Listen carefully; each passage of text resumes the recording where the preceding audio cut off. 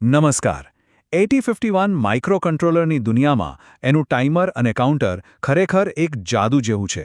તો ચાલો આજે આપણે ઊંડા ઉતરીએ અને સમજીએ કે આ નાનકડી ચિપ સમયને કેવી રીતે માપે છે અને બહારની દુનિયાની ઘટનાઓને કેવી રીતે ગણે છે.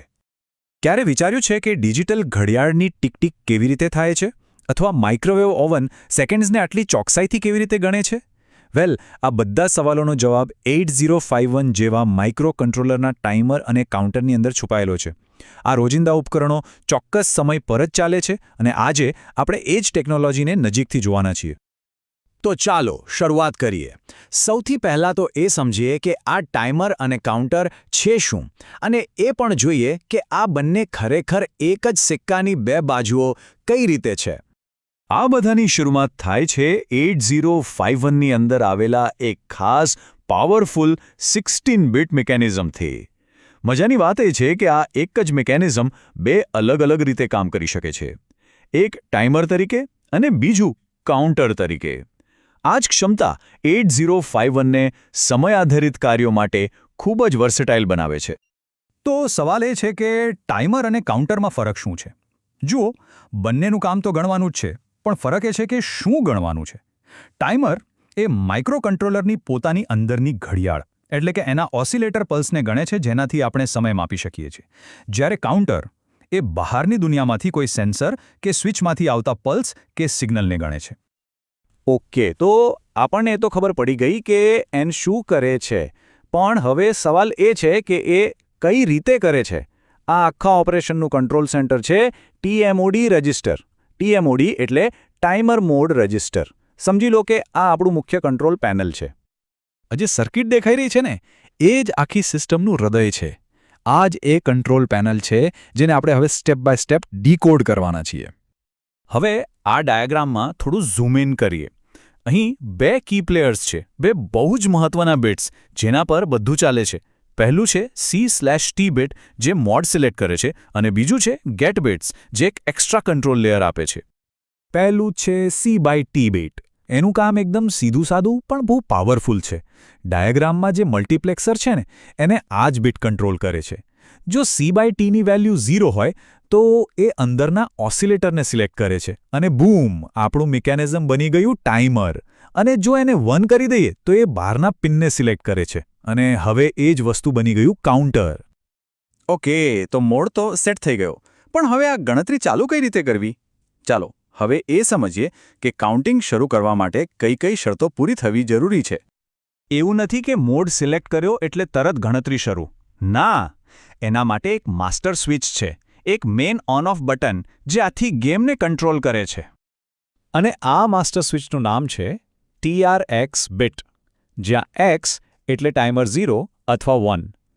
આ બીટ TCON એટલે કે ટાઈમર કંટ્રોલ રજિસ્ટરનો ભાગ છે, અને એનું કામ એકદમ સિમ્પલ. TRXને 1 કરો એટલે ટાઈમર ચાલુ, એને 0 કરો એટલે ટાઈમર બંધ. બસ આટલું જ. ચાલો ફરીથી પહેલા ડાયાગ્રામ પર જઈએ. જુઓ, TRX સિગ્નલ સીધો ક્યાં જાય છે? છેક છેલ્લા એન્ડ ગેટ પર. આ એન્ડ ગેટને એક દરવાજો સમજો. પલ્સને આગળ જવા માટે આ દરવાજો ખોલવો પડે, અને એ દરવાજાની બે ચાવીઓમાંથી એક છે આપણો TRX બીટ. તો પછી દરવાજાની બીજી ચાવી કઈ છે? એ છે ગેટ બીટ. ચાલો હવે એના વિશે વાત કરીએ અને સમજીએ કે એ કેવી રીતે કામ કરે છે.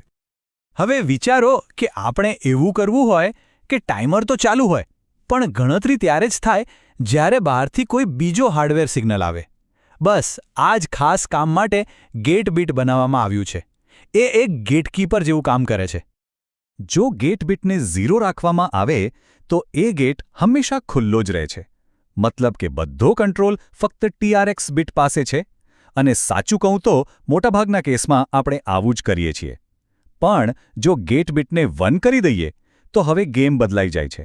હવે ગણતરી શરૂ કરવા માટે બે વસ્તુઓ જોઈએ. TRX બીટ પણ 1 હોવો જોઈએ અને બહારની INT-X પિન પર પણ હાઈ સિગ્નલ હોવો જોઈએ. એટલે કે પેલા છેલ્લા એન્ડ ગેટને કામ કરવા માટે બે ઇનપુટ 1 હોવા જરૂરી છે. પહેલો TRX બીટ અને બીજો ગેટ કંટ્રોલ લોજિકમાંથી આવતો સિગ્નલ. જ્યારે આ બંને 1 હોય ત્યારે જ પલ્સનો પ્રવાહ આગળ વધશે અને ગણતરી શરૂ થશે. તો પ્રેક્ટિકલી આપણે શું કરીએ છીએ? મોટે ભાગે આપણે ગેટ બીટને 0 પર જ સેટ કરી દઈએ છીએ. એનાથી શું થાય? ગેટ કંટ્રોલવાળો બીજો ઇનપુટ હંમેશા માટે 1 થઈ જાય.